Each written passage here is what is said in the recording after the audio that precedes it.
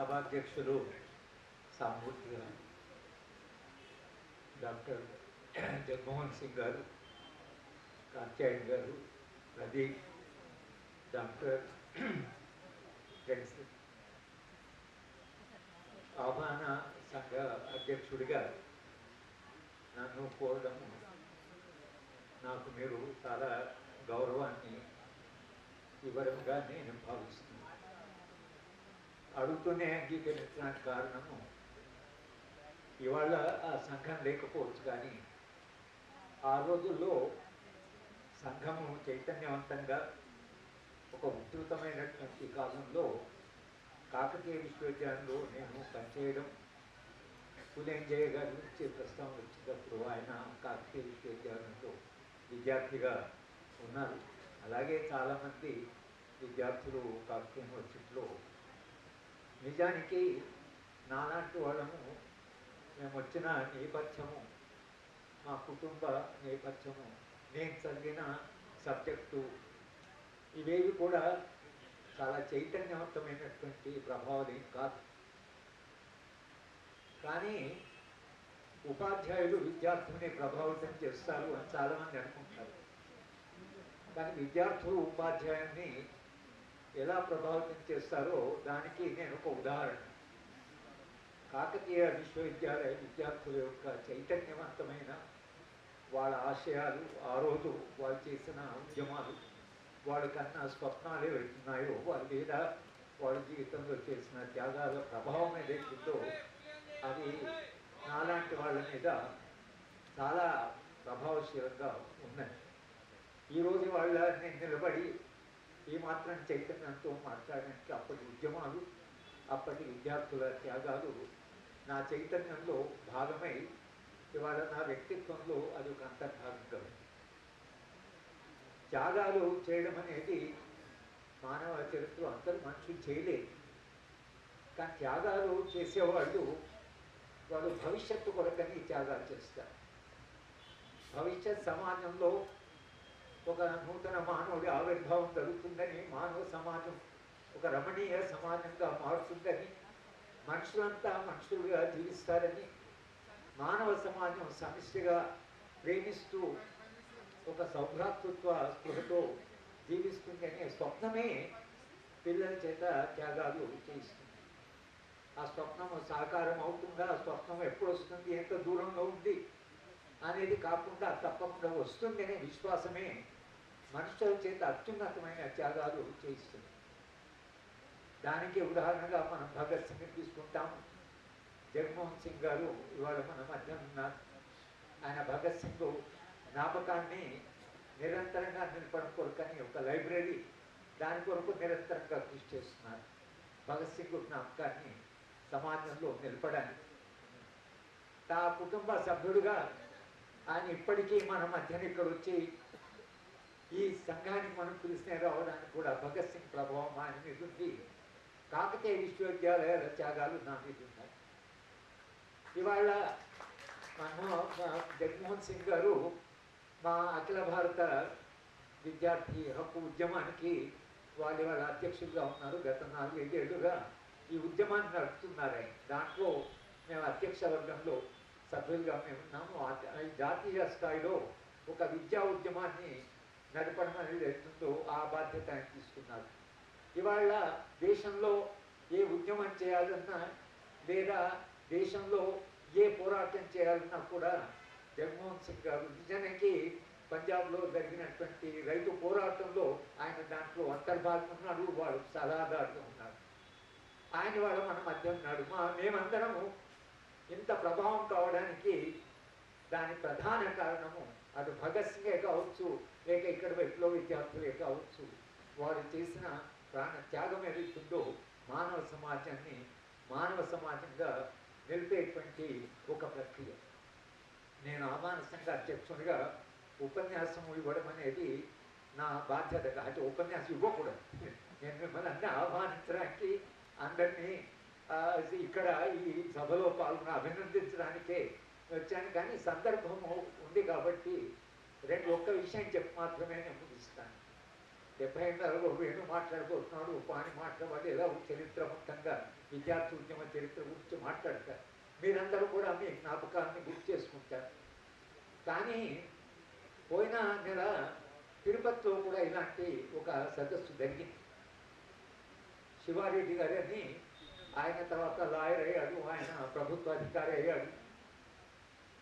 ఆయన వెంటాడుతున్న జ్ఞాపకాలు అని ఒక పుస్తకాన్ని రాసి రాడికల్ స్టూడెంట్స్ యూనియన్లో నిర్మాణంలో తిరుపతిలో వాళ్ళు నిర్వహించిన పాత్ర, దాంట్లో భూమన్ సోదరులు ఉన్నారు, ఒక మంత్రిగా పనిచేసిన ఆయన ఉన్నాడు, వాళ్ళందరూ ఉన్నారు సభలో. వాళ్ళందరూ కూడా తమ జ్ఞాపకాలని నెమరు వేసుకుంటున్నప్పుడు వాళ్ళ జీవితంలో వాళ్ళు అత్యున్నత చాలా పదవులకు వెళ్ళారు, మంత్రులు అయ్యారు, టీటీడీ అధ్యక్షుడు అయ్యాడు, అందరూ చాలా పదవిలో ఉన్నవాళ్ళు కూడా ఆ పదవిలో ఉండే దాని గురించి మాట్లాడలేదు. అంటే వాళ్ళకి అది పెద్దగా ఒక గొప్ప అనుభవంగా అనిపించడం లేదు. కానీ వాళ్ళకు చాలా గొప్ప అనుభవంగా అనిపించింది వాళ్ళు రాడికల్ స్టూడెంట్ యూనియన్లో పనిచేసిన దశనే వాళ్ళ జీవితానికి అర్థంగా వాళ్ళు చెప్పుకుంటున్నారు. తర్వాత వాళ్ళు ఏ రాజు పడ్డ ఏ ఉద్యమాలు ఉన్నా వాళ్ళ జీవితానికి వాళ్ళు గుర్తు చేసుకుంటే వాళ్ళకి చిరస్థాయిగా నిలుస్తున్నాడు జ్ఞాపకం అదే. ఇవాళ ఇక్కడ వచ్చిన అందరూ కూడా భిన్న రంగాల్లో స్థిరపడ్డ వాళ్ళు. మనం భిన్న రంగాల్లో స్థిరపడ్డా కూడా ఇవాళ మన జ్ఞాపకాలని మళ్ళీ ఒకసారి ఎవరు వేసుకున్నామని ఇంతమంది మీరందరూ వచ్చారు. మీరందరూ రావడానికి ఆ జ్ఞాపకానికి ఉండే విలువ, ఆ జ్ఞాపకానికి ఉండే శక్తి ఏదైతుందో దాని కొరకు మీరు ఇక్కడ వచ్చారు. కానీ జ్ఞాపకాలు చేసుకోవడం అంటే గతాన్ని అర్థం చేసుకోవడం, అనుభవాన్ని మనం అర్థం చేసుకోవడం, మన జీవిత అనుభవంగా రిఫ్లెక్ట్ కావడం. కానీ గతాన్ని గుర్తు చేసుకోవడం అంటే ఇది గతాన్ని గుర్తు చేసుకోవడం కాదు. గతాన్ని గుర్తు చేసుకుంటే భవిష్యత్తు గురించి ఆలోచించాలి. హిస్టరీ అనేది చరిత్ర మనిషి ఎందుకు చదువుతాడు? చరిత్ర ఎందుకు చదువుతారంటే ఏదో గతంలో ఏం జరిగిందో చెప్పడం కాదు. ఆ గతంలోంచి నేర్చుకున్న దాని నుంచి భవిష్యత్తు ఏం కాబోతున్నది, భవిష్యత్తు ఎలా ఉండాలి. కానీ నా దృష్టిలో చరిత్ర గతాన్ని గురించి కాదు. చరిత్ర ఎప్పుడు నిరంతరంగా సంభాషణ, గతానికి భవిష్యత్తుకు మధ్యన నిరంతర సంభాషణే చరిత్ర. ఇవాళ 2 రోజులు మనం గతంలో ఏం చేశాము అనేది జ్ఞాపకం చేసుకున్నా ఈ దేశము భవిష్యత్తు ఏం కాబోతున్నది, ఇప్పుడున్న పరిస్థితి ఏమిటి, ఈ పరిస్థితి దాటి ప్రపంచమైన మానవ సమాజమైన లేదా మన దేశమైనా ఏం కాబోతున్నది, ఏం కావాలి, ఇదైతే వాళ్ళ మన ముందున్నటువంటి ప్రశ్న. మనం ఎలాంటి సమాజం కావాలనుకుంటున్నాం, లేదా ఎలాంటి సమాజం వైపు వెళ్తున్నాం, ఇలా వెళ్తే ఏం కాబోతున్నది, ఇలా కాకుండా ఒక ప్రత్యామ్నాయమైనటువంటి స్వప్నం వైపు వెళ్తే సమాజం ఎలా ఉంటుంది, ఆ స్వప్నాన్ని కాపాడడం కొరకే ఇవాళ మనంతా ఈ 2 రోజుల సదస్సు జరుపుకున్నాం. 60లో ఇవాళ ఉదయం కూడా ప్రస్తావన వచ్చింది. 60-70లో అది ప్రపంచవ్యాప్తంగా ఒక విప్లవాల యుగం అని ఫ్రెంచ్ విద్యార్థుల గురించి ప్రస్తావన వచ్చింది. అమెరికా విద్యార్థులు, నేను చదివే పబ్లిక్ అడ్మినిస్ట్రేషన్ సబ్జెక్ట్, అది చాలా డ్రై సబ్జెక్ట్. మా పబ్లిక్ అడ్మినిస్ట్రేషన్ డిపార్ట్మెంట్ అంటే సబ్జెక్ట్లో అమెరికాలో యువత, పబ్లిక్ అడ్మినిస్ట్రేషన్ చదువుతున్న యువత ఎదురు తిరుగుబాటు చేసి పాత ప్రొఫెసర్ని అంతా రిజెక్ట్ చేసేసి మొత్తం సబ్జెక్ట్ను రిజెక్ట్ చేసి న్యూ పబ్లిక్ అడ్మినిస్ట్రేషన్ అని, అడ్మినిస్ట్రేషన్ అంటే నిష్పక్షపాతంగా ఉండడం, అడ్మినిస్ట్రేషన్ అంటే అధికారులు పాలకులు కాకుండా పబ్లిక్ అడ్మినిస్ట్రేషన్ అంటే విలువలకు నిలబడాలి, సమాజాన్ని మార్చాలి. ఆ యువత వాళ్ళు అనేటువంటి అలాంటి ఒక ప్రొఫెసర్ను పిలిచి, బాగా అత్యంత గౌరవం ఒక ప్రొఫెసర్ను పిలిచి వాళ్ళు సభ పెట్టుకొని వాళ్ళు మొత్తము డిసిప్లిన్ రిజెక్ట్ చేస్తున్నాం. అంటే ప్రపంచవ్యాప్తంగా అలాంటి సందర్భంలోనే దేశంలో మన దేశం కూడా విప్లవాలు రావడము, విప్లవాల ప్రభావం వలన ఆనాటి యువత తమ కొన్ని ఆదర్శాల కొరకు త్యాగాలు చేసిన వాళ్ళు గురించి మనం గుర్తు చేసుకుంటున్నాం. అది అంతర్జాతీయ సందర్భం. అప్పుడు ఇవాళ ఏమిటి, ఇవాళ సందర్భం ఏంటంటే ఇవాళ వార్త ట్రంప్ మోడీ గారితో మాట్లాడు, నేను చెప్పింది నువ్వు వినాలి, నువ్వేం చెప్పేది నేను చెప్పింది వినాలి, నేను ఎవరి మాట వినాలి, ట్రంప్ అంటూ ఎవరి మాట వినాలి.